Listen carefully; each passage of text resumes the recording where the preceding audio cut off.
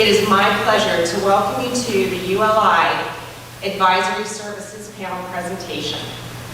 We're streaming live from the Village Green and recording this session for later presentation on the Chamber's YouTube channel, courtesy of High South and Highlands Tech Group. Our first bit of, I'm sorry, and I think I just touched something. That's all right. Okay. Okay. Our first bit of housekeeping is during the Q&A session, it will accommodate as many questions as time will allow this morning. We ask that you stand in place, speak loudly. The chairman will repeat your question for the benefit of our remote audience. And we're just delighted to have you as well as our remote viewers with us this morning. This is the culmination of an historic week, having this group of very distinguished professionals giving us the benefit of their experience and their expertise as we work together to meet Cashiers' growth management opportunities and challenges. Before the chair walks us through the panel's presentations, I'd like to reflect briefly on how we arrived at today. In recent years, as all of you know, the Cashiers area was on an upward growth trajectory when destination awareness, lifestyle preferences, and then the COVID pandemic increased both our visitation and our local population, and residential and commercial development grew to unprecedented levels. This activity raised the specter of change that understandably created conflicting interest and debate among Cashiers stewards and stakeholders. So, as part of its mission as a conduit for responsible growth, the Cashiers Area Chamber sought to recalibrate the local public narrative and obtain expert, unbiased advice and guidance on critical growth issues. To assist us, we asked 30-year resident and ULI National Trustee Glenda Hood, who's with us here this morning, to facilitate outreach to this prestigious organization, Urban Land Institute. It was formed in 1936 and is the oldest and largest network of cross-disciplinary real estate and land use experts in the world. Its special advisory services panels offer unbiased and expert review of community growth issues across the globe. After a public meeting with ULI SVP Tom Heitler, who's also here with us today, and consultation with and commitment from the Cashiers Area Community Planning Council, Jackson County officials and staff, and others, the Chamber conducted a broad public information campaign and raised the requisite fee in short order. More than 200 individuals, nonprofits, governments, and businesses donated to the effort, and the contract was signed just 4 months ago in October 2021. As the project sponsor, the Chamber's commitment was to an inclusive and transparent community engagement initiative to promote effective and sound public policy making. The panel assignment was developed with extensive community input. The panel orientation included a detailed briefing book of facts, figures, and maps about both the Cashiers regulated districts as well as our areas of influence.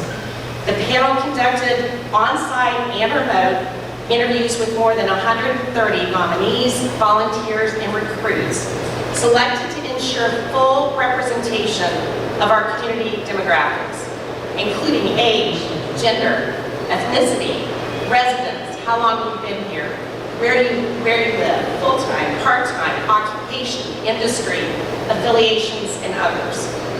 The lot of growth management assessments and planning studies that preceded this effort were acknowledged and fully considered in this body of work. Throughout the process, ULI's reputation and credibility have been unanimously embraced by the Cashiers community stewards and stakeholders.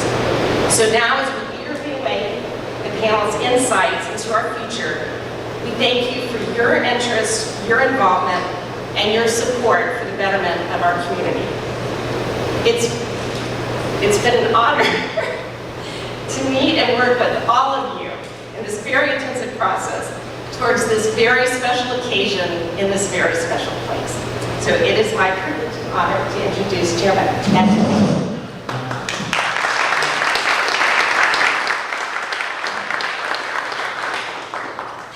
Thank you, Stephanie. Good morning, ladies and gentlemen. Why don't we give Stephanie a round of applause?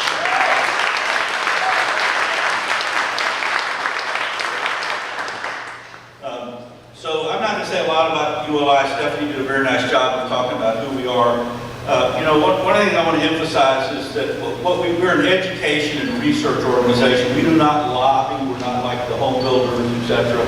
So our charge here was really to provide candid, unbiased advice about, offering some ideas on what might help Cashiers moving forward, etc., etc. The interview process is the heart of what we do.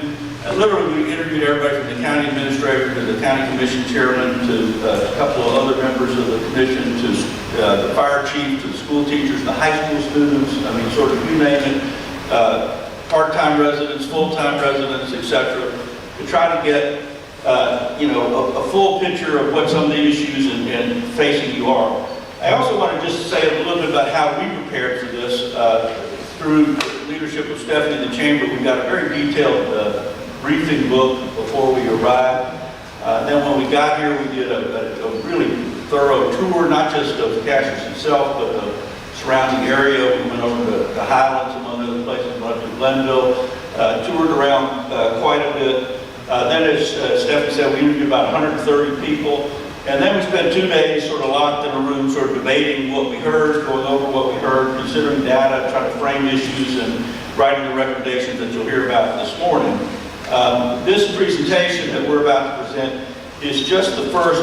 Within about 60 days, you'll get a much more detailed written draft report that will go into far greater detail on some of the things we're going to talk about this morning. So that's a little bit about the panel program. We've probably done 700 of these already.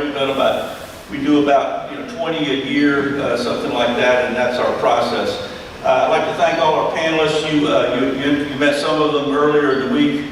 They're all experts in their own fields, etc., etc. But let's once again like to thank our sponsors, and we'll just go ahead and get going. So we're calling this program Rural by Design, and that's I think very purposeful. One of the things that became very clear to us, I had been here before, most of the other panelists had not, but it's really clear to us that you wouldn't live here if you didn't think this was a very special place.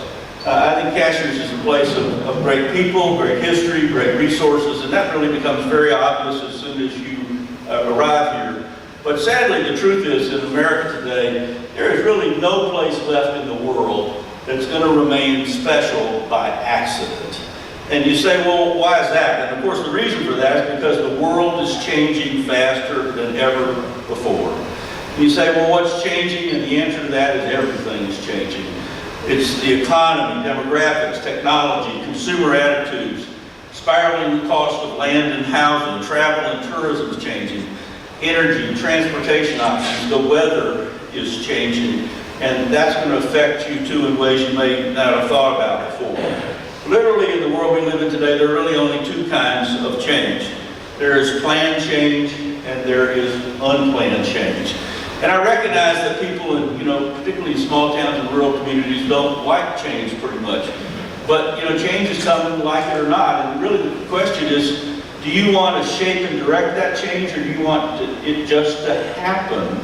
And so we're going to try to talk about some ideas for this. And even rural communities can change. I've done a lot of work in the Yellowstone ecosystem. And when I first started going out to Jackson Hole many years ago, that's the way it used to look. Let me show you that exact same spot today. And that could be anywhere. Just think, I went to Pigeon Forge 50 years ago, and you've been there recently, it's not the same place that it used to be, and so on and so forth. So you really do have a choice, ladies and gentlemen. You can grow by default, or you can grow by design. You can grow by choice, or you can grow by chance. And the way I think about this is, you can just accept whatever comes along the highway, comes along down the road, or the best way to predict the future, as Abraham Lincoln said, is to create it yourself. And so you're already doing that in many ways, but we hope to strengthen some of the things that you're already doing. So you need to be asking questions, and you do have choices. You know, should development respect nature? Should it ignore nature? Should we be investing in the village center or out on the highway? Should we be designing for people or for cars? There's just so many different questions. But what we want to emphasize today is there are lots of different ways to grow, okay? You can have the sort of typical growth like you see at the top there that ignores nature in place, or you could maybe have development that respects nature in place. And you might even be able to think about how to use the marketplace as a tool for conservation. We'll talk some more about that in a few minutes. So you know, you can have off-the-shelf apartments like the ones up at the top, or you can have ones that respect the character of a mountain community like the ones at the bottom. You can even have a gas station that fits in with your community. You know, I worked in a small town up in the Adirondacks, and this mobile gas station was coming. It was a little town called Old Forge, New York, and the planning committee said to them, you know, we'd like you to build an Adirondack-style gas station. They said, well, what's that? And so they said, well, get in the car, drive around town, go look at these 10 buildings, and come back and talk to us. And they did that, and look what they built. Okay? So, yes, you do have a choice, but you gotta, you know, nobody's gonna give you the best development unless you ask for it. Okay? And same thing, you know, it could apply to anything. It could be a Best Western motel that fits in, or maybe even a Dollar General. Did you know that Dollar Generals will change their off-the-shelf building, but only if you tell them to? You know, so there's so many different choices you have. When it comes to infrastructure as well as buildings, for way too long we've sort of ignored the landscape in our highway design, certainly in parts of Western North Carolina, but also all over the country. And, you know, would you rather live in a community where you had to drive everywhere for everything, or would you rather live in a community where you could walk or take a bike or drive to where you want to go? Which one gives you more choices and ways to get around? We're going to talk a little bit about the crossroads today.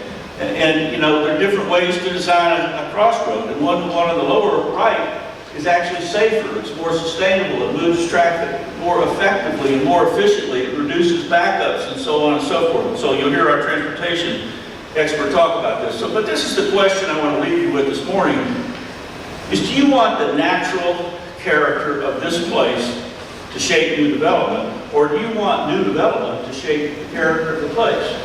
And how you answer that question will determine what kind of community you have 20 years from now. So as Mark Twain used to say, we take stock of a city or town the way we take stock of a man. The clothes or appearance are the externals by which we judge. And what he meant by that is community character matters. It matters economically, it matters sociologically. You know, what is sense of place? Sense of place, ladies and gentlemen, is explicitly that which makes our physical surroundings worth caring about.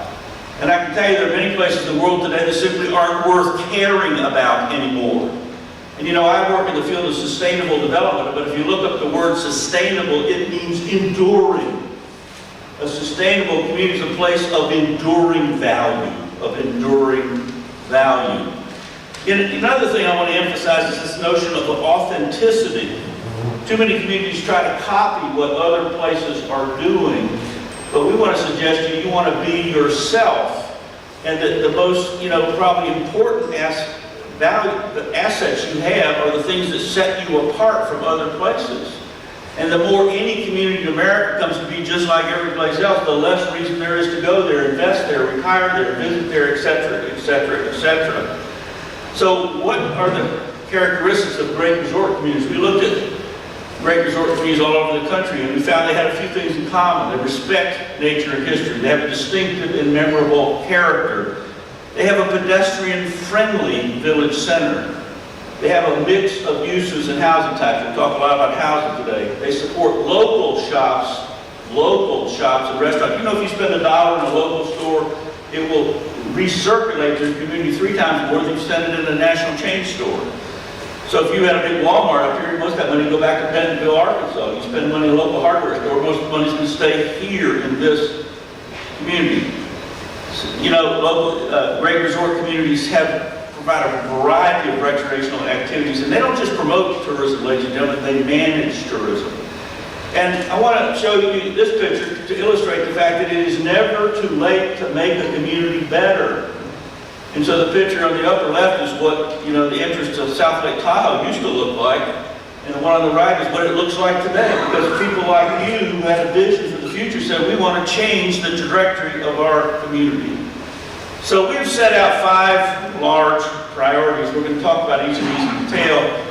First and foremost, creating a long-range conservation plan to protect key natural areas, slopes, and scenic vistas. You know, what is scenic today won't be scenic tomorrow by accident, okay? So it's important to not only think about where you want development, but where you don't want development. And that starts by doing an inventory of what really matters. What are the places of the heart that you have? And, you know, you aren't going to preserve all these places overnight, but you're not going to preserve any of them unless you actually make a plan to do that. And so that's the first thing we recommend. Second is something I've already touched on, is building a robust network of pathways, trails, and sidewalks in the village core to increase walkability. We heard this over and over. By the way, everything on the list are things you told us. In all the interviews, what we're presenting here today, you told us about these things. You're the experts here. And so you said, we'd like to be able to walk more. We need more affordable housing, so on and so forth. Another thing we heard a lot was about some of the infrastructure needs, water infrastructure, broadband infrastructure. We heard a lot of people talk about the traffic congestion. And so the roundabout came out of that very naturally, because as transportation, we've got some transportation experts on this. You know, did you know that North Carolina, the state of North Carolina, has more roundabouts than any other state? So this used to be a foreign concept, but you know, it turns out that it's becoming the preferred method of handling, you know, traffic congestion in a lot of places. One of the other big issues we heard about was how hard it is to attract and retain talented workers, whether it's nurses at the hospital, school teachers at the school, employees at resorts, people working in restaurants, small businesses, etc., because of the high cost of housing. And people, we had dinner at High Hampton the other night, and they have like 7 waiters and waitresses will come in and serve you all at the same time. And we said, well, how many of you live here in Cashiers? The answer was not one. They said, we can't afford to live here in Cashiers. We'd like to live in Cashiers, but we can't. And so one of our major recommendations is to bring much greater focus to the need for diversity in housing and to create a mechanism to create some workforce and attainable housing, both for sale and for rent. And then finally, this idea of, you've got about 4 or 5 major parcels right around the village center, and you had a proposal that apparently a lot of people really didn't like very much. It came in, you know, a year or so ago. And so it's important to work with landowners to let them know what you want. It's not enough to be against things. You got to tell people what you're for. And by actually sitting down collaboratively with people who own landowners and developers, you're going to much more likely to get better development. So that's just a brief introduction, and you'll hear more about each of these in turn. And with that, I'd like to turn things over to my colleague, Jonathan Bartlett, who will talk about some of the major challenges and trends facing you here in Cashiers. So thank you once again for being here this morning. You'll hear from me again later. All right, thank you, Ed. Ed talked to you about change. And so I want to place our work this week in a little bit of context by sharing some specific examples that highlight how Cashiers is connected to some broader national trends. So throughout the United States, economic, social, environmental change are happening. COVID-19 was an accelerant, but these are things that were already happening. You felt them before COVID, you're just feeling them much stronger now. But the areas that lack the social and physical infrastructure to respond to these challenges are finding themselves under tremendous stress. The ironic thing is a lot of these trends and a lot of these tragedies actually create opportunities for Cashiers to leverage and protect its most cherished qualities as we look beyond the short term. So let's start with the labor market. In the United States, the unemployment rate dropped below 4%, and that's great news relative to where we were at the beginning of the pandemic. And yeah, we know there's some blinking lights ahead and some reasons for concern. But the reality here in Cashiers is that in Jackson County, the unemployment rate is below 3%. That's the lowest it's been since September of 2020. There are fewer people looking for work right now in Jackson County than at any point in the last 20 years. In that context, hourly wages are through the roof. We heard about entry-level retail jobs with wages above $20 an hour, and that creates an existential crisis. We talk to so many of these small business owners, and so on their behalf, I'm going to say again, this is an existential crisis for many of the small businesses and institutions that you love here in Cashiers. If we can't address this collectively and quickly, this lack of housing lessens our community.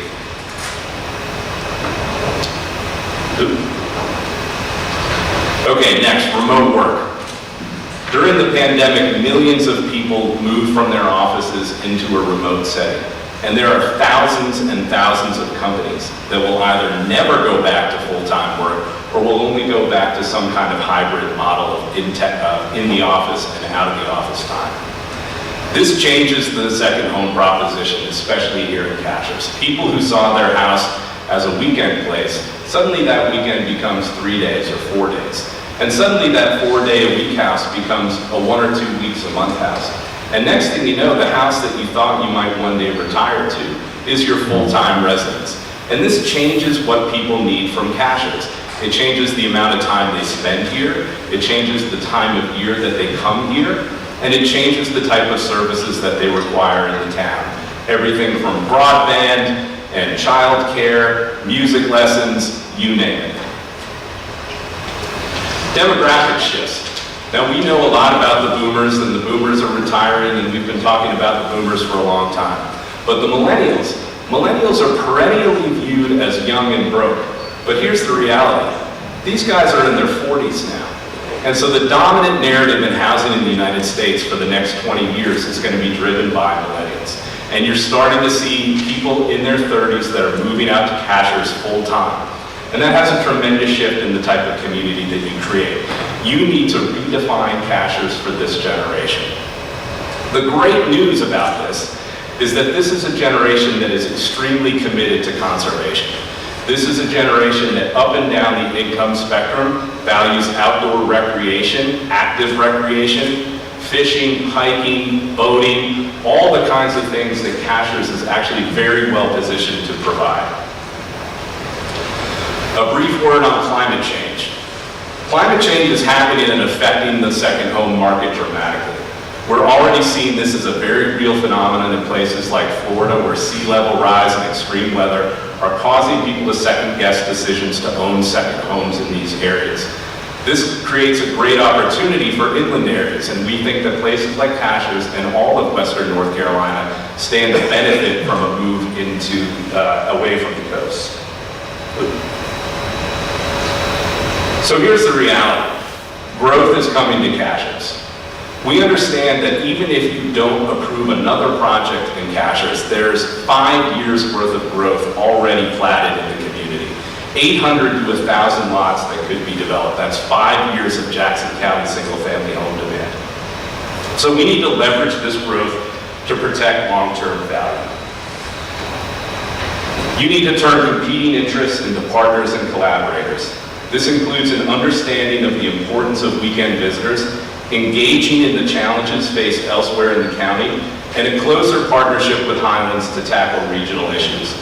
Striking a better balance between luxury and affordability, and putting a thumb on the scale for people over cars will protect the long-term value of real estate in Cashiers. Now, we looked at a number of specific real estate opportunities for the community. Housing. The demand for luxury single-family homes is expected to remain strong in the outlying and club-oriented areas. We're making the assumption that this level of activity will continue. Large parcels that are walkable to the core should include a greater diversity of market-rate for-sale housing types, including attached homes and small-lot single-family homes. We estimate that the market has a need right now for 500 units of attainable workforce housing. We challenge the community to deliver this housing within the next 3 years. The structure for doing so will be described later in this report. Now, 200 to 300 of these units could be delivered outside of Cashiers in other communities that have the existing infrastructure to deal with this. This will require coordination and partnership with the county, surrounding towns, and existing institutions. At least 100 small units for seasonal employees should be developed by and for large employers in proximity to the village core.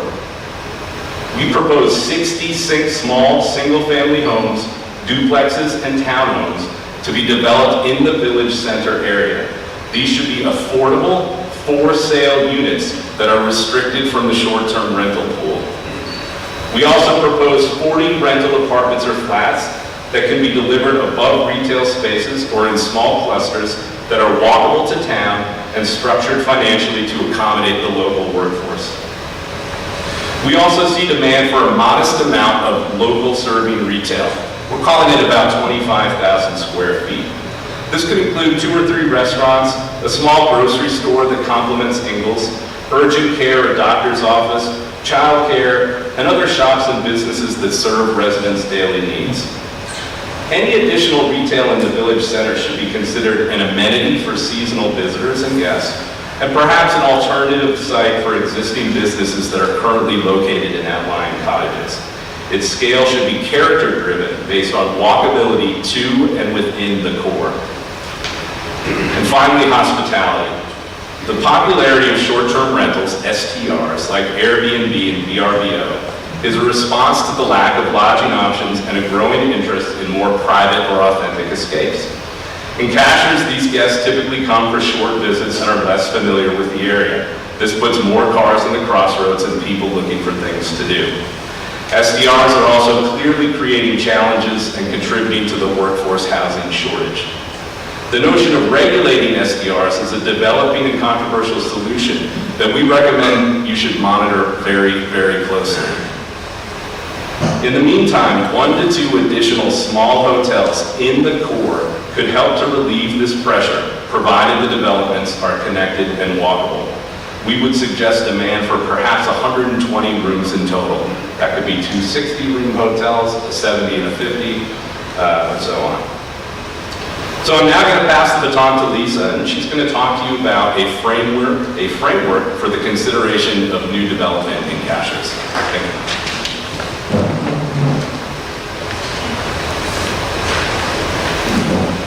Good afternoon, morning I guess. I'm Lisa Rother, and it's been a delight, a pleasure to be in your community this week and talk. I recognize faces, which is really not usual when you're far away from home, but I love talking to all of you. You've already heard a lot from my colleagues about the fact that change is inevitable. You've heard a lot from them about why that's inevitable and how you should be in a position to control it. I will move now to some more details about how you might respond to some of this change that's coming down. We wanted to provide an overview of some tools for you to manage the change. And our report, as has been mentioned, will contain more detailed tools and information. So this is just a taste of the kinds of things we think you will want to embrace. So we looked carefully at the Cashiers Small Area Plan and thought that it had a lot of good information in it. It identifies overarching design strategies to be implemented and the elements of a development framework to achieve the plan's goals, broken down into 4 areas of concern that you have heard. To reiterate, these are conservation, the mountain aesthetic, connectivity and walkability, and mixed use and housing diversity. I wanted to put this framework into context for you. We recommend an enhanced planning framework to give the Cashiers Planning Council a lens to evaluate future development proposals. And when these proposals are being considered, as you've heard, there needs to be consideration of all the residents in this area, including local families, business owners, retirees, the workforce who provides basic services, generational residents, and those who have moved here recently. We heard that one thing that might be helpful is to broaden the Planning Council, the Cashiers Area Planning Council representation to include property owners outside of the commercial core to give more people an opportunity to participate. We also thought that to create more opportunity, we heard that to create more opportunity for leadership and participation, the council could consider term limits for its members or rotate the position of chair on a yearly basis so more people are able to participate and provide the leadership that you are all so capable of.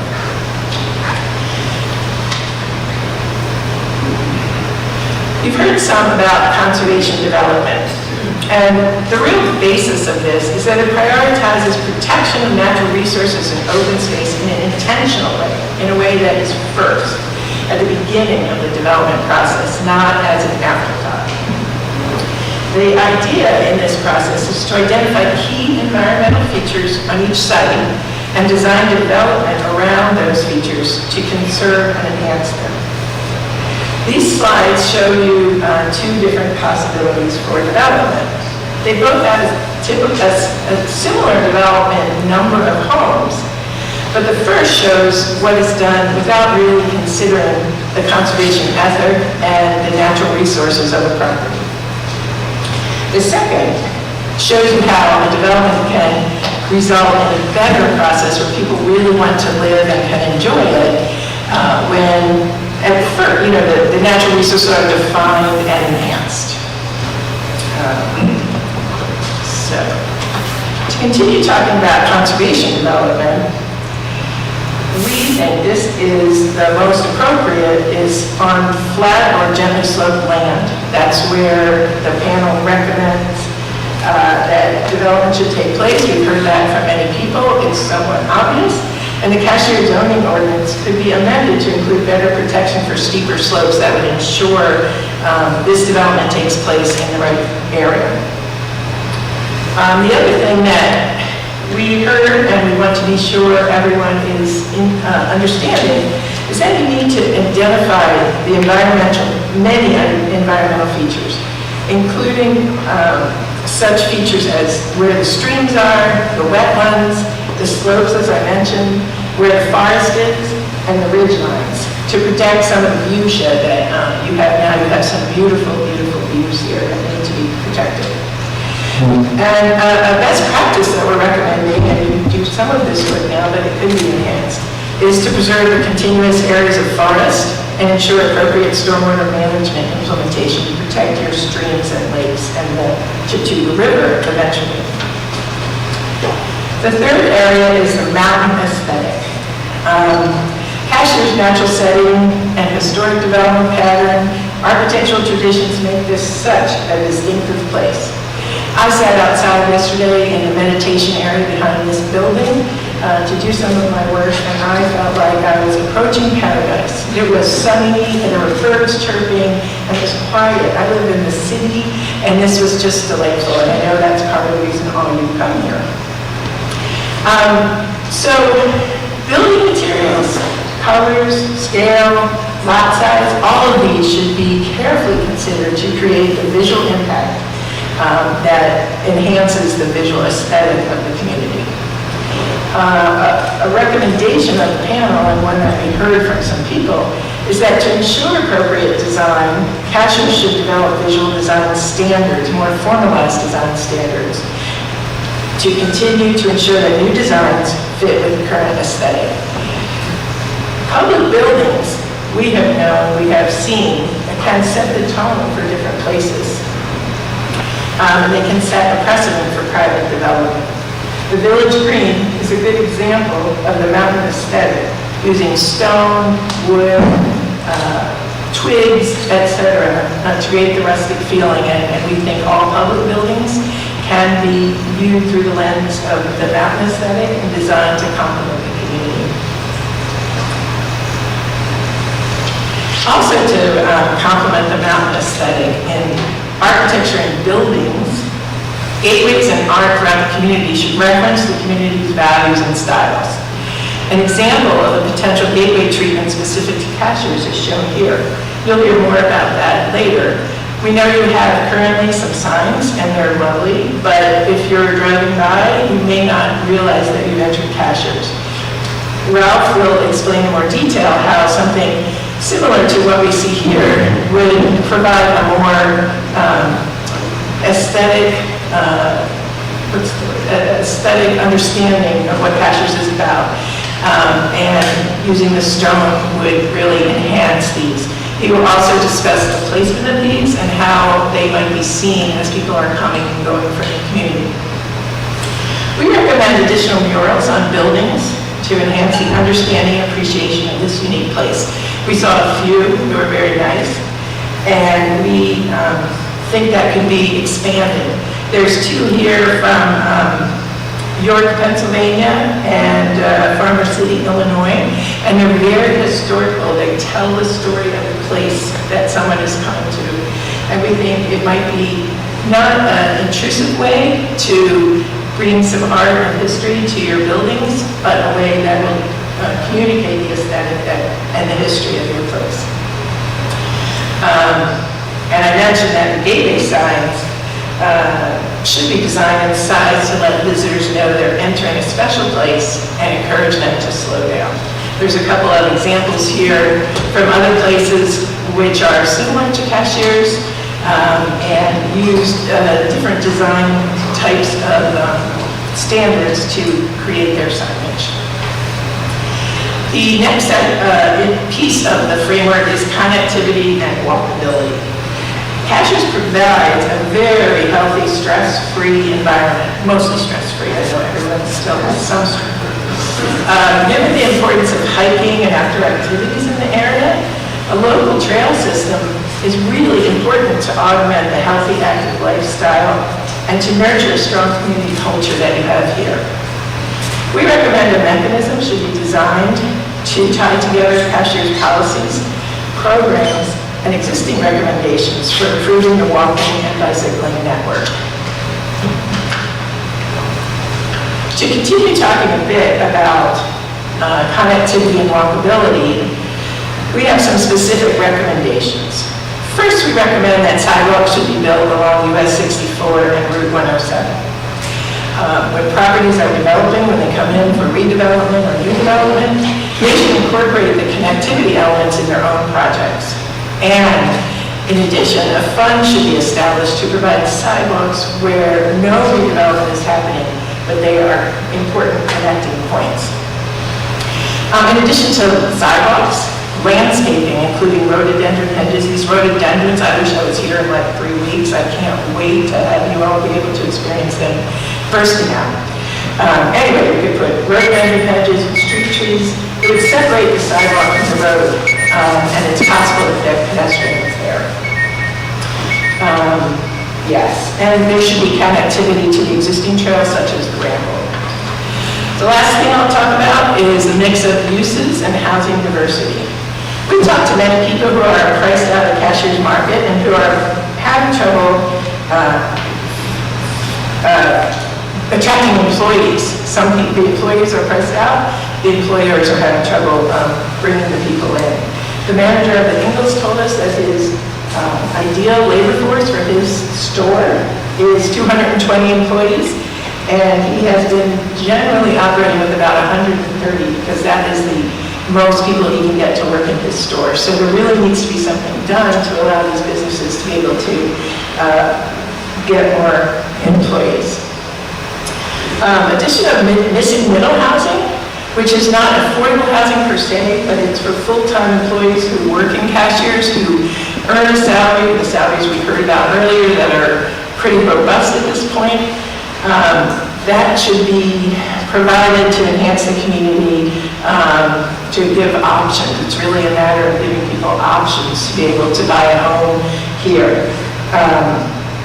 Two examples of smaller units clustered around common space are shown on this slide, and the units can be clustered around and also include different types of units like triplexes or duplexes or 2-over-2s that can be designed to look like cottages and mountain homes, but include additional units. Related to the mix of uses, it can maximize the available land and use the spaces to achieve more affordable but still desirable housing. Each parcel, if possible, Well, some parcels, especially in the core, should include residential, office, retail, restaurant, hotels, and green recreation spaces as appropriate. And there should be a diversity of housing types, including the high-end residential, much of which exists, the missing middle, as well as affordable long-term rentals. We believe there has to be an opportunity not only for ownership in the community, but for long-term rentals to attract the younger generation that may not be ready to buy. One last piece of idea is to place housing above retail. This creates a more diverse and affordable option for living in the core of the community, and Cashiers should explore this design type for new retail development in the core. It's the old living above the store that people used to do in the past. Thank you. I'm going to turn this over to Ross.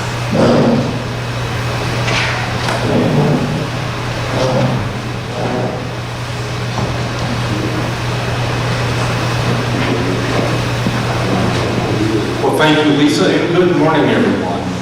So how can transportation help develop and deliver that framework that Lisa described? Providing a comprehensive network for all modes of travel is an essential element of it. And that's a network that needs to respect this mountain setting. The whole idea is that when it's transportation and other infrastructure, all the pieces need to fit and look like they belong here so that they complement and don't run over the land. So it's obvious, but it's worth stating again, we have to acknowledge that the mountains limit the transportation system. You get here and it's enjoyable on winding, narrow, two-lane roads. You really don't have other choices about how you're going to get up to the plateau. And that restricts the ability of some vehicles to get here, particularly RVs. In your case, that's actually a good thing because they are very difficult to manage once they arrive. So that's an essential part of your mountain character. You need to find strategies to maintain those two-lane roads so that they still function well. To do that requires managing development and circulation so we don't overburden those roads. The goal then is to keep people moving, even if slowly, so that we can maintain those roads and that essential character. There have been a variety of recent studies, the 2012 Transportation Plan, the Cashiers Small Area Plan, that made a lot of good recommendations for improvements to pathways, sidewalks, roads, and parking. And carefully applied, those improvements can enhance Cashiers' character by prioritizing trail development. And I would argue it's important to avoid the use of urban hardware like traffic signals. Instead, treatments like roundabouts, landscape islands can provide better, safer, and more sustainable traffic control. And when building those things, incorporating local materials, the marvelous ground that surrounds you, the fabulous plantings, can help make those pieces look like they belong here. Now, we all agree that creating safe and attractive walking and biking connections is important. They reduce unnecessary car trips in the village center, and they foster a reputation for Cashiers as a quiet, green mountain town. The approach we recommend, however, differs a bit from the Complete Streets template. What is Complete Streets? It's incorporated in the small area plan, for instance. It's the idea that you accommodate all modes of travel in the same right of way. So you have sidewalks, bike lanes, travel lanes, all in the same right of way. But Cashiers is different. Again, your mountain setting, narrow roads, lack of right of way, steep topography suggest you need to do something differently. We think it's better to create that pedestrian and bike network separate from the roads, with the exception of a few key sidewalks. Now, that trail system should meander across the land and follow natural features like streams and the base of slopes, not follow the roads. This will require agreement from property owners to get easements for access, and support those trails connect to parking areas so people have a way to get on and off the trails. And very importantly, the trails should be shared use. about 10 feet wide and accessible to all ages and abilities. We think initially you can get 4 miles of trails. And perhaps after you've got that experience, you can see where they can be extended. And then we think about 3 miles of sidewalks are needed. And again, we need to encourage landowner participation to get easements due to lack of right-of-way. But I think it's really important. This trail system could become one of the hallmarks of Cashiers and a visit to Cashiers and of life here, distinguishing you from virtually all other communities. Now, to support those trails, you have to make public parking at the village center convenient. So expect to build shared parking for all developments. And whenever possible, we'll keep that parking close to the edge of property so it's convenient to sidewalks and trails. And when planning parking, revisit the development ordinance to set maximum amounts of parking, not just minimum amounts. You want to limit how much parking is provided. And we think looking at the ordinance that revisiting the requirements for retail, restaurant, and residential uses to see if you can get lower amounts would be extremely beneficial. And for the planners and administrators, we recommend simplifying how to determine parking ratios, come up with a single, consistent measure that's easier to administer. There are parking lots at a lot of the sort of civic facilities, post office, libraries, schools. I'm sure on busy days, people already use that, but encourage public use of those areas, particularly after hours and on the weekends. And if experience shows that there's available space during the day designated for public use, it costs nothing and provides ready access to those trails. Now, another important element of the plan is to keep traffic moving. Build the roundabout at the crossroads. It fits within the existing intersection. It solves most of the circulation problems for vehicle traffic to have. It offers numerous advantages. It's better year-round. It's better for pedestrians. It's more sustainable and resilient because it doesn't require electricity. If power goes out during a storm, the intersection works just as well as it does any other day. And the roundabout can become a distinctive placemaking feature in the community. It really marks the Cashiers crossroads. Additionally, great gateway features mark the entry to Cashiers and to help calm traffic. And that additional calming may suggest that roundabouts are appropriate at a couple of other locations. 107 Frank Allen Road, an awkward intersection, and over at Slabtown Road on US 64. As development occurs around Ingalls, the two-way left turn, single left turn lane may need to be extended. It's a small thing, but the more cars that can be taken out of the main lane will reduce future traffic delay. Then once all those things are done, monitor traffic to see if additional improvements are actually warranted. There's been a lot of talk and suggestion about connectors, particularly in the northeast and southeast quadrants. But it's important to understand what role they would need to play, if any. Is it just to get better local access, or is there still really a need to bypass the crossroads? The final part of keeping things moving to maintain rural character is to tie development approvals to available road capacity. Your local roads, not the highways, but all the other local roads, are really low-volume roads. They work best if they carry no more than 1,000 vehicles a day. That means any one road can comfortably support about 100 to 120 single-family homes. So there's an easy measure. Don't overload any road with too many homes. If the road connects to two different highways, then more development can be accommodated. But try to make sure that no road is much more than 1,000 vehicles. So, in summary, the strategy is go ahead and build the roundabout, expand the trails, build the sidewalks, and create the gateways. That will make Cashiers a very distinctive and enjoyable mountain town. Now I'll turn it over to my colleague Ralph, who will show you how some of those things and where they can be provided.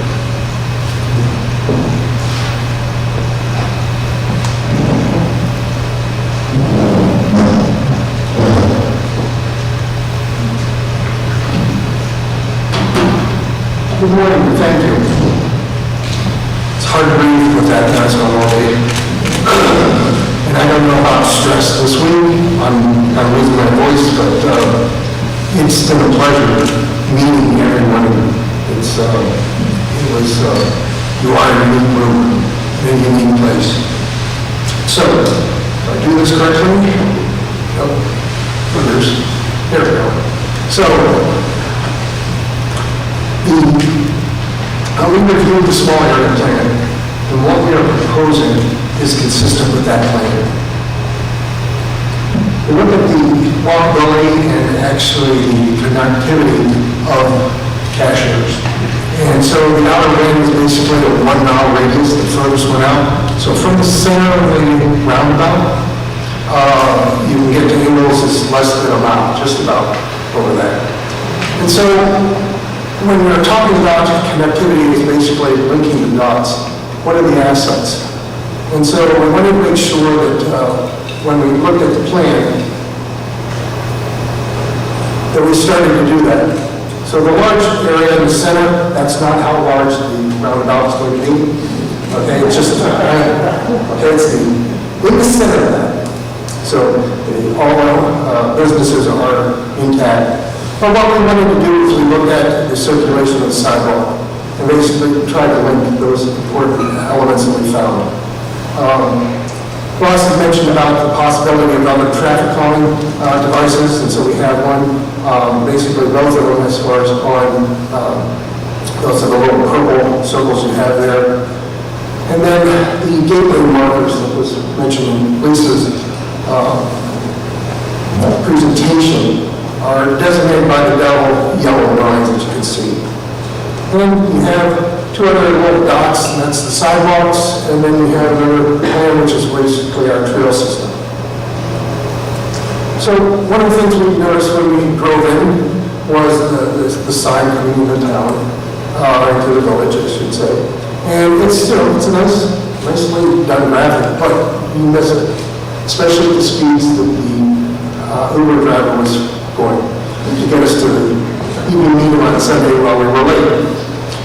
But, we started looking at it, we're here on this plateau. It's like, well, and the sign needs to be on the plateau. So, and you've got all this granite.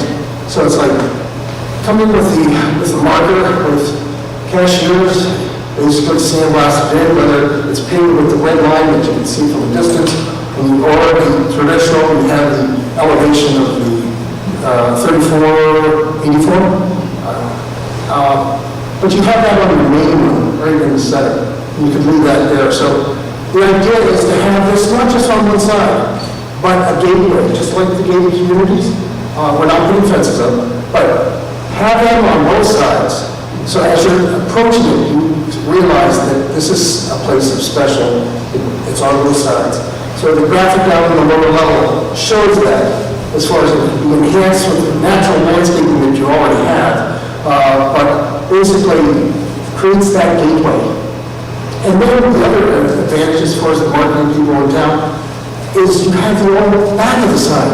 So you can give a message to those people that come and visit and make sure that they respect the place that they just came through.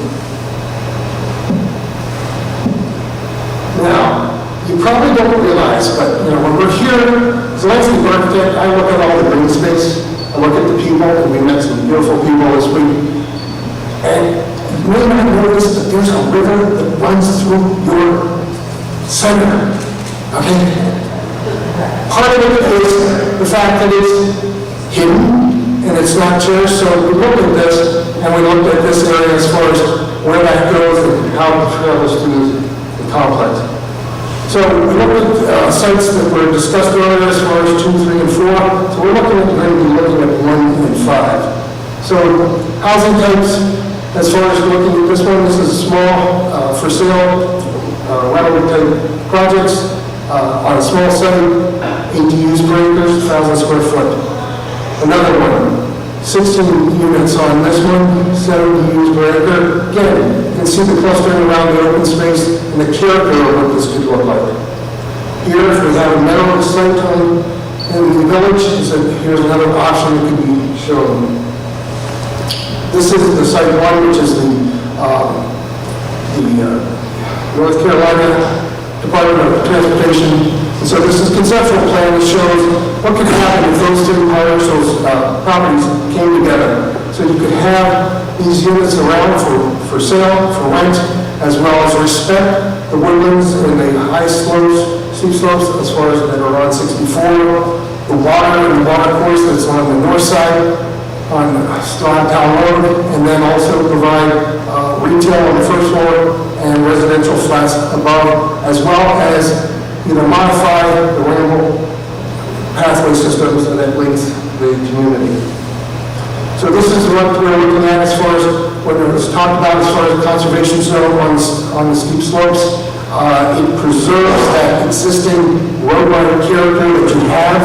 It provides pathways to the left with vegetation, keeping that available, as well as preserving that vegetation at 50 to 100 feet, which with the vegetation you have, you develop on that. So we look at the connectivity. The purple is going through there. We have what we're calling the Watershed Park at the north. It could be an interpretive area. It ties down and bookends basically between the park at the north, then your village green is the heart of the center, and then the lake is your southern bookend, and then connects down to the school as well as across to the other new developments that are possible of going through.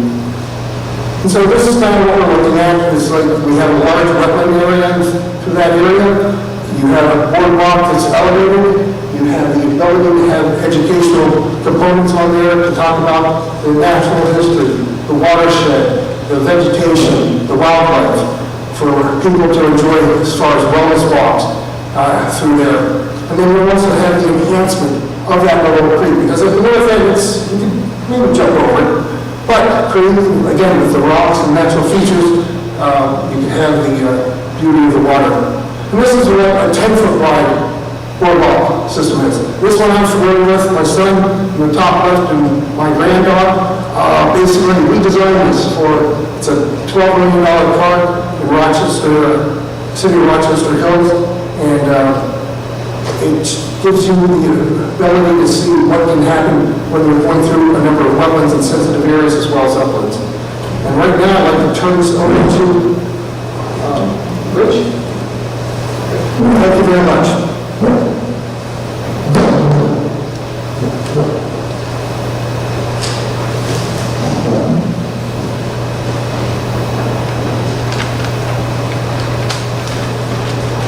One of the things that we're reporting back to you doesn't seem to make any sense.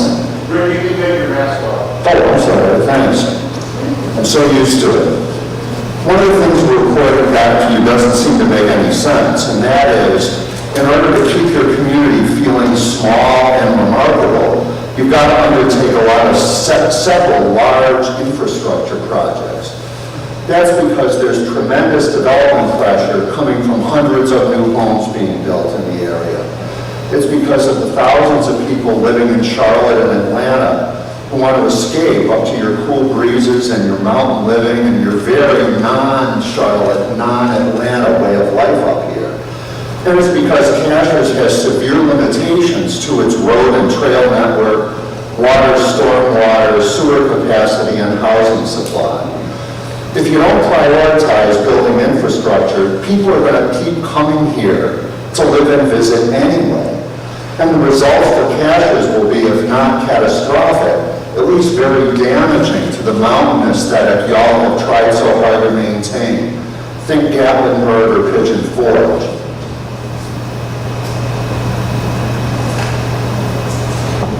So as you've heard, the panel's recommending implementing higher standards on the one hand and building better infrastructure on the other hand.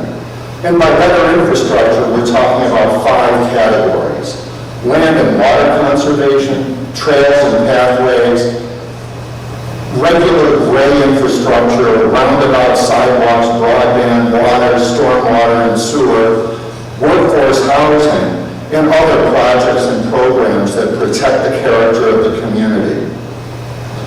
We've been impressed, even amazed, by the Cashiers' way of building community amenities. And here's how you told us this works.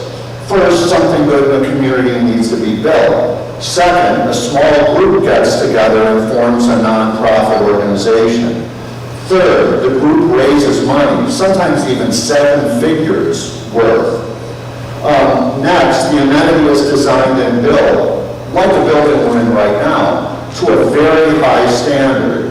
And then finally, the not-for-profit organization ends up managing the new entity. This building, the Boys and Girls Club, Charter School, Library, Humane Society, all were built the Cashiers' way. We suspect that the Cashiers' way has come about for 2 reasons. First, of course, people like you are generous and care about their community. But second, what we suspect is that if Cashiers didn't do it this way, the amenities probably would never get built, period.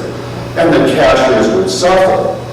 Why wouldn't they have gotten built? Because Cashiers has never received the attention it deserves from county, state, and federal government and other major funding sources. At the county level, we understand that Cashiers contributes a large portion of the county tax revenue, of the overall county tax revenue, somewhere around half, and it receives far less in return. And I've got to say, as a former city administrator myself, that's the way I would set up things to work, that the more affluent parts of the community help support the less affluent parts of the community. But Cashiers needs to focus on receiving a larger share of tax expenditures from the county, state, and feds.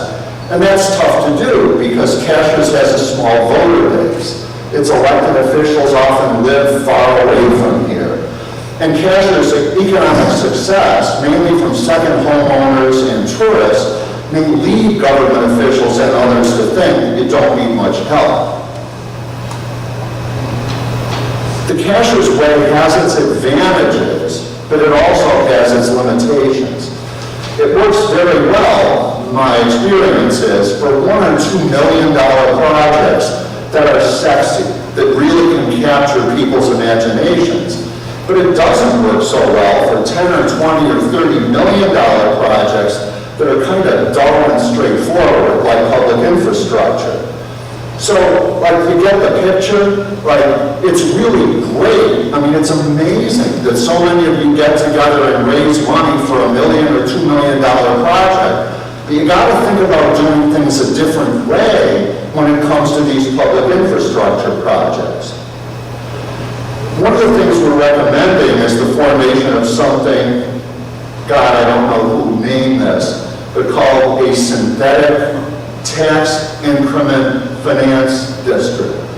I always think about the synthetic oil that I put in my car when I hear this. That's a complex term, but the idea is simple. That you carve off a piece of incremental tax revenues from new development in Cashiers to help pay for infrastructure improvements here. In other words, have those who benefit from the improvements pay for them. It's not unlike in concept the fire district that y'all have already done. In addition, we're recommending that you figure out a way, maybe the Cashiers' way, to raise money to help some additional staff and consulting to help undertake all of these projects. The county, state, and federal government, including the Appalachian Regional Commission, and the other major funders on this list, and many other major funders, need to be approached as well. Golden Leaf Foundation, Duke Endowment, Community Foundation, Dogwood Health Trust, and they need to be called on to help fund much of this. These sources have billions of dollars in assets, and unless Cashiers finds a way into the line to get that funding, they're going to go somewhere else. We're also suggesting that the Cashiers community stop accepting being passed over and actively plays the political game, as distasteful as that might be to all of us. And that means doing things like hiring a lobbyist, using leverage. So if you raise $1 million, you tell these folks, we raise $1 million and we want 10 to leverage against our funding. Enlisting partners, working hand in hand with Highlands, working on countywide initiatives, and again, as distasteful as this is, really targeting some politicians who can really help you. You know, the bottom line is that Cashiers deserves the support. And these major partners, particularly Jackson County, need to understand if they don't invest in Cashiers, they may be starving a goose that lays the golden egg. With that, I want to hand it over to my friend, Mayor Tom Murphy. Tom?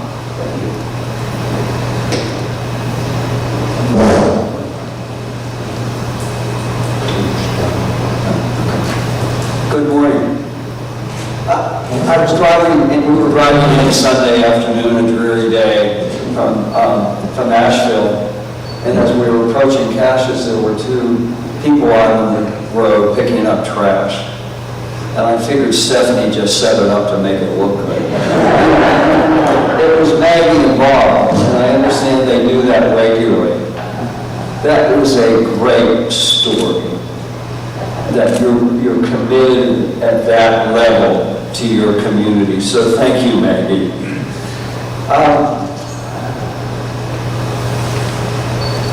I grew up with my favorite book being The Little Engine That Could. And it has, through my career as a mayor and in other positions, it always reminded me of the challenge. Because, and you are, I should give you the little book, The Little Engine That Could, because it needs to be you. Because you're told that you're too small, or maybe you're too wealthy, and yet, as Rick said, you need to tell your story. You need to be the one that moves forward. And you need to do that with intentionality. In cities and communities in America today that are succeeding are nimble, curious, and have an appetite for risk. You've already passed one of those. You're curious because you've invited us, and now we've laid out for you how you be nimble and you have an appetite for risk. You first need a strategic vision, which we hope that we've outlined for you, but you also need a structure to deliver on these, and that structure needs to be coordinated, aspirational, entrepreneurial, and focused. And we talked a lot, and we heard from a lot about you about incorporation. Is that the way to do it or not? Our view right now is it's not the way to do it. The view is that you begin to build an organization or a series of organizations, and the results will strengthen your sense of who you are and how you succeed, and maybe that will lead to incorporation in the future. But if you begin to get into that conversation now, you're going to spend the next 5 years debating about it and wasting time when you should be doing other things. 5 initiatives that my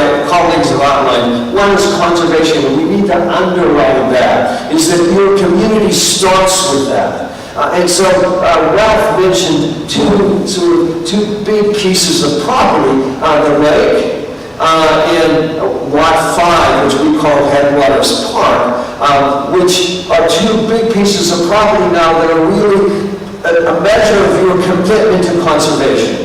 Of how they will be developed or maybe not developed. And so we think that's really important. So that initiative, your whole conversation ought to start with that conservation ethic. The second is, we heard from everybody about basically rental property, but we believe that your future depends on creating affordable for-sale property to anchor young professionals here, your teachers and your general managers of some of the big developments here. Again, they can't afford to live here, and so we're suggesting that you build both for sale and rental property, and you create some mechanisms which many communities have done to maybe defer some portion of that mortgage so that you get the price to be affordable. And we can talk, we will, in more detail on how that happens. We talked about the trails, and for communities, they are so essential, and the roads and the sidewalks and a robust planning council. So we see those as the 5 initiatives. Who owns them? That's really one of the big questions. And we believe that these are the champions to those 5 initiatives. For conservation, we think it's the land trust, and obviously to raise the capacity of the land trust and to be clear on what are your priorities. priorities. Joe Raleigh, the longtime mayor of Charlotte, always said that the very best property in a community ought to be in the public realm. You need to decide that you're going to do that also. The housing, and I'll talk more about this, we suggest creating a new organization because there's no clear champion for creating that housing right now, and that would be a community development corporation, which I'll talk about. We see Vision Cashiers, which we understand they're working on already, beginning this trail network. The infrastructure, the roads, the roundabout, the sidewalks, we believe the chamber, because they connect into a statewide organization and actually a national organization, are the appropriate ones for that. And the keepers of the future is really the planning council. They're the ones that have to really understand where all this is going and be the keepers of your quality and design. So let me talk about a little bit about the Community Development Corporation, a 501c3, 10 or 15 members pulling together from each of the other organizations. We believe it needs to have two paid staff. One person who understands how to do the various housing developments that make them affordable and using different sources of money. We did thousands of units when I was the mayor of Pittsburgh, and typically we might have 4 or 5 different sources of financing plus bank financing to get to affordability for our housing. So somebody needs to understand how to put that together. The second person we believe is the convener, the one who's putting together all these organizations to work together. And let me just say, quite frankly, maybe your biggest challenge is whether you all can work together or not. You understand what I'm saying? You all want to go do your own thing? Not as effective. You come together and you're all singing the same song? Very good. And so you need to think about how that happens. That's why that convener of bringing together the ideas and putting them together is so critical. And then let one other staff person.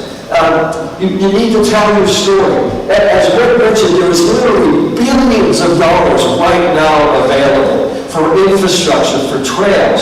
The Appalachian Regional Commission, I'm on 2 nonprofit organizations that have both gotten significant monies, millions of dollars from the Appalachian Regional Commission, which gives away billions of dollars every year. Have you ever asked? And so that's the challenge for you, is to understand that that person needs to be a real expert in understanding where the pots of money are in your state and in the federal government that you can tax. It doesn't matter in many ways whether you're incorporated or not to access this money. So this is a chart that we laid out that sort of brings it all together. What's the function of those 5 initiatives?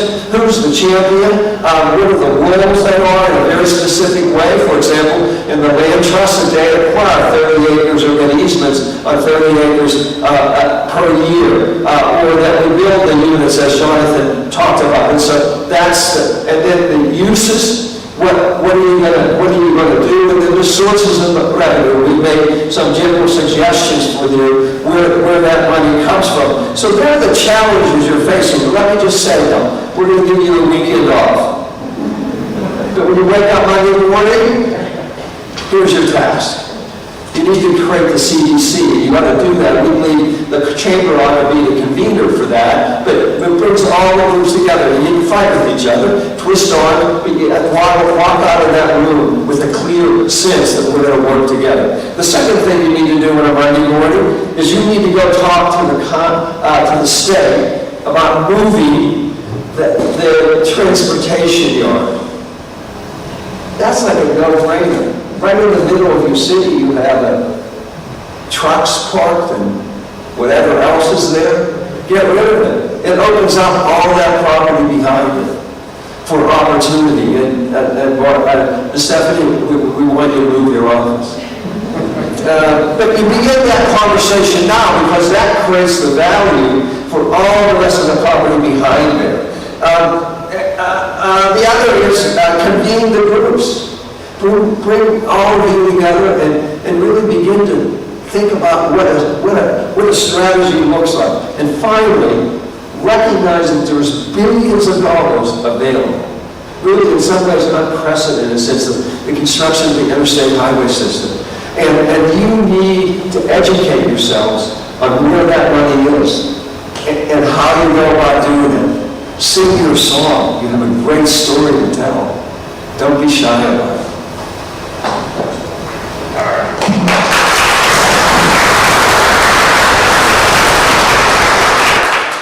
Thanks, Tom. Thank you to all our panelists. We're going to wrap up now and I'd like to get some questions from you. But I just want to just say a couple of final words about some of the stuff we've talked about today. Tom, let me see if I hear it.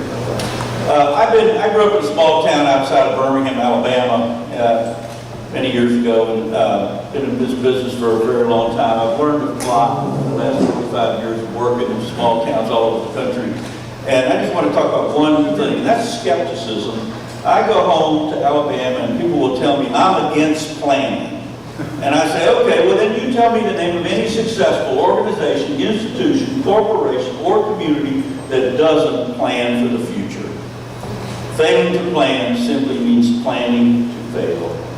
And, you know, we've also talked about all the assets you have. Successful plans always grow out of inventorying your assets. And whether you're building an economic development plan, a land use plan, a tourism plan, whatever, you always grow out of what you already have. And what's good for, you know, individuals is also good for communities. This idea of begin with the end in mind, thinking of win-win. Tom just talked about that, working together, etc. Excuse me, I must be going the wrong way here. Some other lessons I've learned. You know, the most important question in a community is almost never how much does it cost. The most important question is almost always what should we do? And what we found is that money almost always follows good ideas. The other thing I hope we've impressed on you today is you don't have to accept substandard development. You know, if you say no to bad development, I guarantee you will always get better development in its place. And I think what has happened with your hillside proposals is a great example of that, because people got involved and said, this is not good enough. So continue to say that sort of thing as well. And you know, what it also is true is it never takes but a few small group of people to change the world for the better. This young couple from Laurel, Mississippi, has almost single-handedly changed that small southern town and has got millions of dollars invested because they decided to restore 40 houses. And that brought in people from all over the world. You know, the people moving there from Canada, from England, etc., because they learned about this on hometown TV. And I understand it's not always easy. This is a sign I took a picture of up in the Shenandoah Valley. But doesn't that sort of sum up life in small towns? You know, no matter what you propose to do, there will be people who will tell you can't do it, won't work, costs too much, tried it already. And yes, no is a powerful word in small town America, but I want to tell you a more powerful word, and that word is yes. Yes, we can make Cashiers a better place to live in, to look at, to work in, to visit. You know, a pessimist sees difficulty in every opportunity, but an optimist sees opportunity in every difficulty. Ladies and gentlemen, the vision counts, but implementation is priceless. You can walk uphill together, or you can go downhill separately. So I'll be happy to take some questions from the audience about what we've talked about this morning, but I'd also like to remind you that we're going to leave a copy of this PowerPoint here today. We're going to have a very detailed report, much more detailed than what we've heard about this morning, within about 60 days from our visit here. So anybody have any thoughts, questions, or comments they'd like to offer before we have to head off to the airport? Yes, sir. My question, I guess, is directed more to Tom. You know, you got a lot of affordable housing built in Pittsburgh area. How did you keep it affordable? I mean, what prevents somebody from down the road saying, you know, I can get 3 times what I... Let me just do one deal. Speaker. Okay, wait. The question is, how do you keep affordable housing affordable? Let me just do one deal for you. We did a 200 or 300 what we call deferred mortgages a year. And so let's say a house costs $300,000 to build. And that might be some front-end subsidies on land and everything. So you as a young couple or a person goes to the bank and you get a mortgage for $150,000. We would have a fund that we provide the other $150,000 to a developer, and we would hold a deferred second mortgage. And we were betting with you that would create value in that neighborhood. And so anything over the first 100, you're paying your mortgage to the bank $150,000, monthly. And when you sell your house, we split the profits with you. So you get $1 and we get $1 back to pay that deferred mortgage.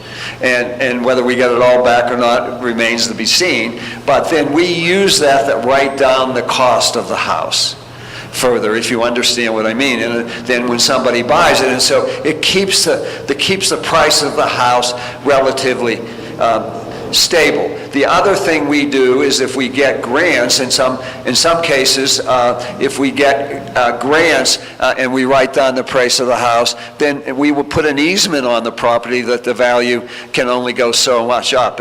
So there's numbers of ways of doing it, and I don't want to go. So there's a number of ways, but that means you need to be really smart, and that's why you need to get an organization and a staff person who understands how to mix and match public and private money, so that you can put the deal together that makes sense. So that's why the highway property looks so interesting, because that's publicly owned right now. And the property behind that is owned by the hospital trust. So my sense, there's two potentially friendly owners that you might be able to sit down and begin to work out a deal with. And then you begin to pull maybe Appalachian or regional money for rural housing, okay? So begin to pull money together, and maybe you have a stack of 4 or 5 different sources that get the price to where you want to be, so that your teachers here and maybe your middle manager, one of your, can afford to buy a house and actually live here. That's the goal. Some of those things like ARC are built around, like the poverty or the income level of the county or the region we're in. So, like ARC, I know the 3 tiers, North Carolina, 3, 2, 1, I can't remember. Having all this. Well, you're sort of schizophrenic in a way here, because you have a high income population, but Jackson County has one of the lowest income populations. So you need to figure out how you tell that story so that it benefits where you want to go. And the fact that you're going to do affordable housing for a middle income family here, I think, fits you in a sweet spot for that conversation. Question to that. This is twofold, so thank you. The first question is about the funding you discussed with the development tax. So in your full report, will you give kind of an A to Z of how our already planning council or what we have would be able to do that as like a semi-quasi-judicial governmental structure, how we would be able to have those negotiations with the county to get those kinds of taxes back to this town? And then the second question I have is how in the bid report would you help us define some of the challenges that we have when we apply for these very, very large state, regional, governmental grants? We have a really hard time defining a population that is deserving of the amount of money that we need for the infrastructure. So that's something I think we can work with as a community, but we've never been able to define how many people actually live here year-round, how many people live here part-time, and then why that fluctuation matters for the people who live here all the time, and how we can get that funding. Because we apply, there's lots of us in the room that apply for these large grants, and we get turned down constantly in this community because of the population challenge. Well, let me just tell you something we learned. So when it comes to like highway projects, I'm trying to build a roundabout, you get scored against other places, and like you'd be scored against Buncombe County, for example, and you might have a lot of congestion out here, but not relative to Buncombe County and Asheville, you don't, right? So even if this project makes a lot of sense, on the traditional scoring thing, you don't score as high enough oftentimes to get it to push up the list. But did you know that there are places all over the state of North Carolina that are getting earmarks to do things because they have somebody down in Raleigh talking to the legislators and saying, we've been trying to get this roundabout for 10 years and it's not happening, we need your help. That's one of the things you need to do, is you need to go beyond the normal sort of procedural kind of things that are scoring these projects, and you guys get scored low. The other thing I would say is that Highlands up the road, you've oftentimes viewed as a competitor, they're in exactly the same situation you are. So there's strength in numbers, right? Go in and tell your story together. You might hire a lobbyist together, that sort of thing. And so those are the kind of things that you've got to take, obviously, what you're working, but there is more money available right now for infrastructure construction in the United States than any time in the last, 50 years probably. I mean, we've got $1 trillion. And, on top of that, you have all the American Rescue Plan money. And then you got all these, lots of other things as well. So that's kind of what we're saying. Be more aggressive about telling your story and asking. And the truth is, you are subsidizing the rest of the county in terms of, what you're providing relative to what you're getting. And that's a story that you need to work on. And, we talked extensively with the county administrator. There are things you could do collectively with the county to get yourself moved up as well. So I think there's still opportunities, but we certainly recognize none of this is easy. Yes, ma'am. So first, thank you to the Chamber and to ULI for the diversity and the selection of who's here and helping guide us in the process. My question is twofold. You talk about the importance of the roundabout and how it didn't work and that's exciting. But I'd also say some of our most vital and independent entrepreneurs own businesses that feed in and around that connection. Where in fact future pedestrian traffic will continue to be important, but yet continuous flow of traffic reaches without thoughtfulness the ability to cross over 107. So one is when you write your proposal, will you entertain that? Secondly, will you be able to help us see how to protect the ingress and egress along with that so that a continuous flow of traffic, again, doesn't compromise such vital businesses as the farmer's market, A. Jones, Whiteside Brewery, all the things around that and in fact go through. Okay, two things. I'm going to let Ross take this, but first thing you know is the more curb cuts you have, the more accidents you have. Okay, that's true in every community in America. More curb cuts, more ways you get entry and street, more accidents you have. So that's number one. Number two, we're not roundabout. There are lots of ways to slow down the traffic to allow, or stop the traffic to allow people to go around. But now you've got people are stopping when there's not even anybody in there to stop for, right? And so on and so forth. Ross, you want to just take those two directly? Yeah. So if I understand the question, it is how do you preserve local access to the businesses immediate to the intersection, and then can pedestrians still cross the roads? And roundabout in this location would actually make pedestrian crossings easier. Right now, it's a daunting thing to cross the street at any time. It's wide. You get stuck in these little islands. You're at the same level as the cars when you're out there. The roundabout would avoid that. It's a shorter crossing. There's a median refuge in the middle. You're actually protected by a curb. So it is better. Local access can still be managed with roundabouts. There may be very slight modifications to exactly the width of the opening at a property, but nobody's going to be precluded from access. And Ed actually had a very interesting example about communities that improved their intersections, got roundabouts. Business went up dramatically because it's simply easier to get there. Traffic is not going to be whizzing through. Again, we recommended calming traffic at the entries to the village center. You have a 25-mile-an-hour speed limit. Those treatments would actually make 25 a much more achievable average speed. So I think on balance, it makes everything better. Yes, ma'am. How do you get tractor trailers for like Eagles and hardware store? They're pretty hard to move around those things. Well, that has to do with the particular detail of the roundabout design, but typically roundabouts, while it has a defined pathway for cars, the center where you actually get up on the island uses what is called a mountable curb. It's not a hard vertical curb, and it's designed so very large vehicles that can't make the big swing can actually just drive over a portion of that. They may drag a rear tire over it. It's designed to do that. Okay. Over here, yes, ma'am. Have you had your previous experience with communities like ours with large number of seasonal property owners who provide a huge tax base, by the way? They have a certain, and I've been contacted by a lot, because I'm pretty much the property owner association. And they have a great frustration in not knowing what's going on and not being included. Have you ever come across any strategies to include them?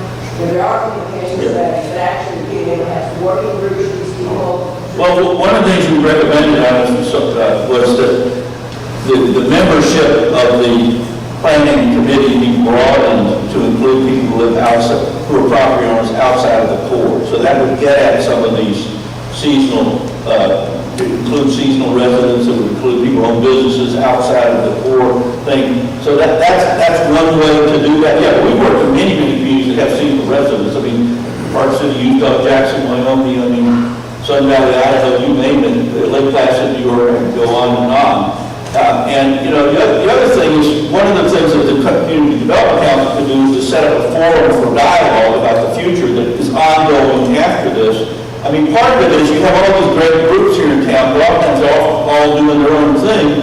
And what we're saying is create a mechanism to work together on a few priorities, and that will help you be more likely to accomplish them, and you'll be in the know. I mean, one of the criticisms that we heard of the property that was denied approval was that a lot of people didn't even know it was being approved until it was almost a done deal. So we're saying be proactive about those things. You know, we met with the developer of the proposed projects that's taking place of that. He took a totally different approach. He started approaching residents, and then it was interesting, that developer, when he came in with 3 residents who he'd already met with and talked about the details of that project. So that's the kind of thing that we'd like to see more of. We have tremendous wealth up here. It's getting bigger and bigger. Yeah. It's getting wealth and money. And there's tremendous expertise that these people could provide, and I think it's being left on the table. So we do need to develop some kind of dialogue. And you know, education, this is education today, but education is not an event, it's a process, right? And you know, if you invited, 20 people like me and Tom, and we all kind of say the same thing in a different way, because a lot of this stuff is just common sense. And, it's like what we've learned, to travel is to learn. And that's what we try to do in ULI, to learn what's working, what's not working, what could work better, et cetera, et cetera. But great question, thank you. Other questions, comments? About 2 more questions, because we'll give that question, but I know you guys have a minute here, right? Okay, and if you want to email us with specific questions that we don't have time to deal with today, we would be happy to get back to you with some, or call you on the phone, whatever works better for you to talk about those things. And just about. Everybody in this room probably has a very strong opinion about the word corporation, including me. You guys, in my opinion, not that in your presentation. If you're going to get into that in a little more detail, I'd like to know the specific reasons as to why you said at this moment in our history you did not recommend. Okay, I'll tell you why. Because, if you took the data on, after you've already took it on twice before, and went down the overwhelming defeat with the voters who were here, that you would likely get distracted from all the other things that we've talked about here today.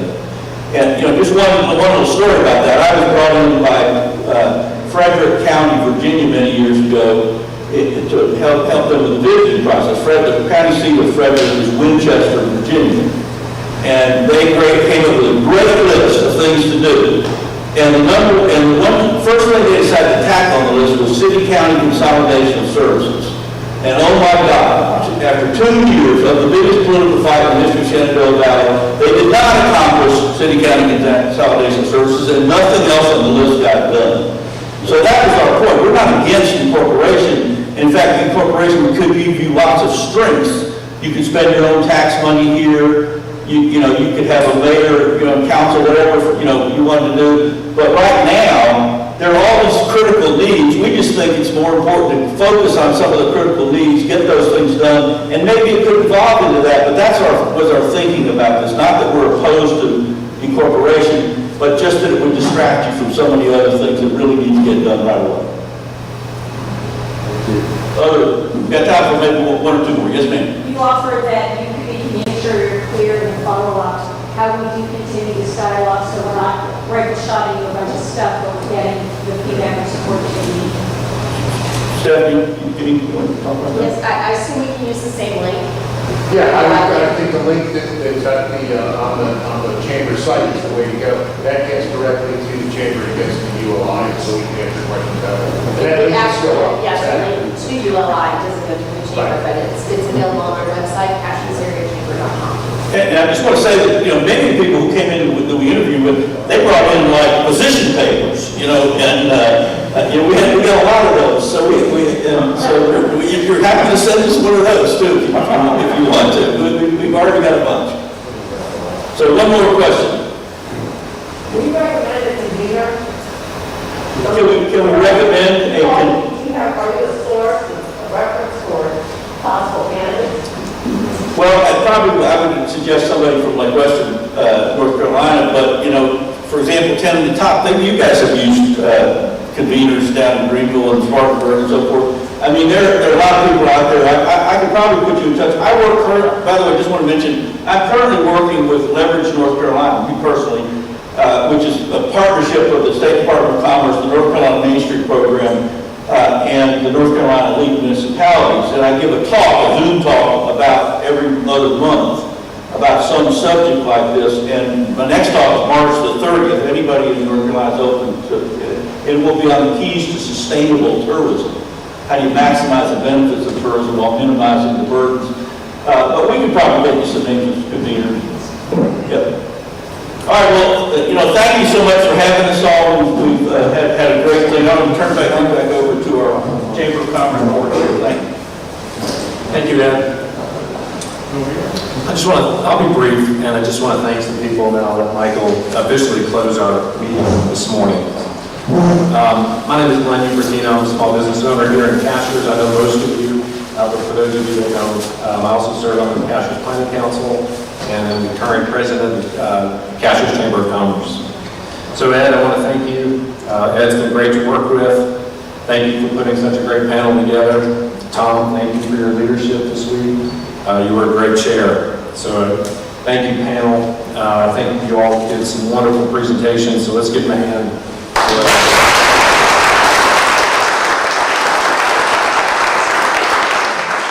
The benefit of the panel's unbiased and expert recommendations as spoken about this morning truly is invaluable. Thank you. I also want to extend appreciation to a pretty big group here, but the planning council members. We had 100% participation during this process with the planning council members. Michael, thank you for your leadership in that regard. The Jackson County Board of Commissioners, they were involved in this process as well. Planning Director Michael Poston and his staff, always wonderful to work with. Thank you very much. The County Attorney, Heather Baker. I don't know, is Heather here today? No, I didn't see her. Wonderful to work with. The Jackson County Tourism Development Authority, the Chamber Board, my Chamber Board colleagues, we had great participation with all of the board members. Again, some of them here this morning, so thank you. Our collective responsibility is to now take this fact-based research and recommendations and create our future, not by default, but by design, as Ed so aptly mentioned earlier today. So it's an exciting time. I'm really excited about it. Looking forward to working with all of you in the months and years ahead to get these things done. Thank you.